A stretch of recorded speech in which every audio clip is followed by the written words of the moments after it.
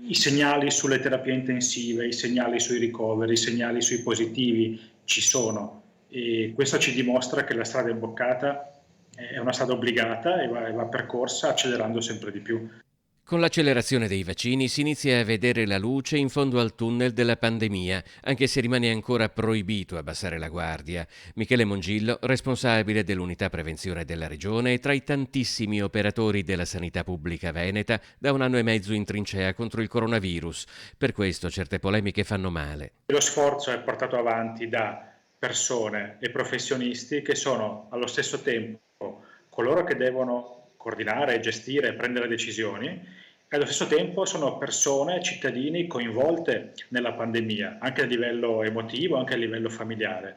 Quindi forse questa è la parte che se avessi avuto tempo di amareggiarmi mi avrebbe amareggiata, perché tutti noi stiamo cercando di portare avanti una missione collettiva per superare tutte le difficoltà che ci sono. Mongillo non si spiega polemiche come quella tra test rapidi e test molecolari, che non sono strumenti in contrasto, ma complementari. Non è che i tamponi rapidi hanno sostituito i tamponi molecolari, quindi noi ai tamponi molecolari abbiamo aggiunto i tamponi antigenici. Sicuramente ha aggiunto, e questo è innegabile, l'opportunità di andare a individuare molti più positivi numericamente di quello che avremmo potuto trovare solamente col test molecolare. E questo è uno degli obiettivi principali della sanità pubblica, trovare i positivi e metterli in isolamento.